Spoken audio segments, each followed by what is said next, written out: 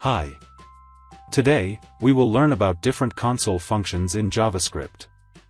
The most famous console function that you must have used quite often is console.log. We will see many such functions today. So let's begin. This is a simple HTML file. In the script tag, I have written various console functions. Let's see them one by one. First, we have 4 console functions, which include console.log, .info, .warn, and .error. All of them display messages in the browser console, but they stand in different places. Let's run this page in a browser and check. See, I have opened the console in the Chrome browser. If you select the message section here, then you shall see all 4 logs printed. Note that the warn log is yellow in color, and the error log is red in color.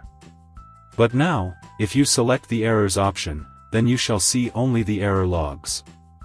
Similarly, if you select the warning option, then you shall see only the warning logs. OK.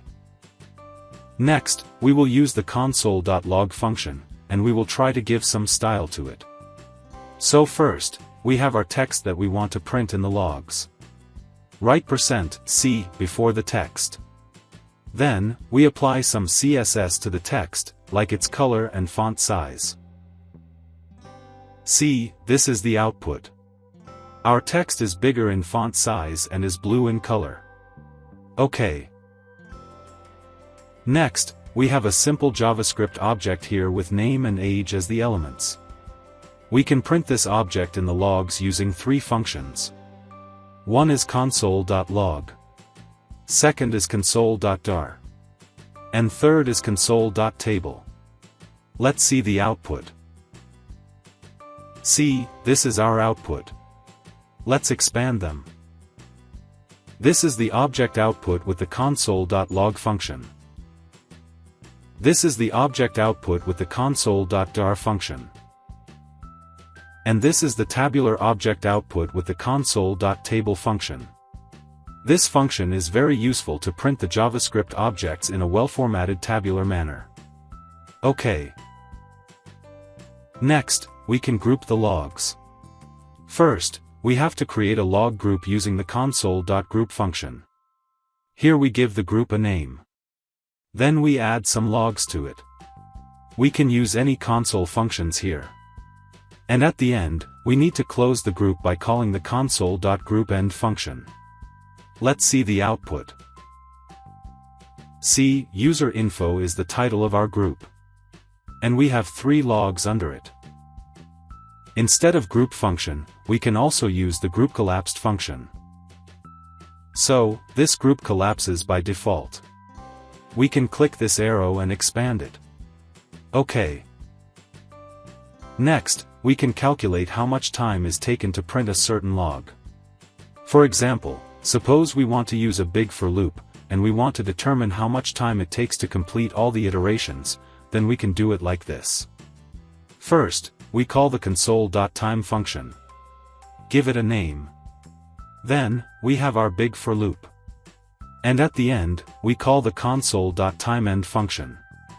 Here we have to use the same name as we did before. Let's see the output.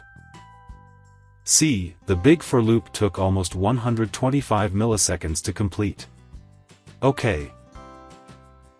Next, we have console.assert function. If the given condition is true, then the message will not be printed in the logs. But if the given condition is false, then the message will be printed in the logs as an error. Let's see the output. See, since the first assert function condition was true, that message is nowhere printed here. But since the second assert function condition was false, its message gets printed here as an error. OK. Next, we can use the console.trace function to trace the function call stack. See, here we call the function a. Inside function a, we call function b.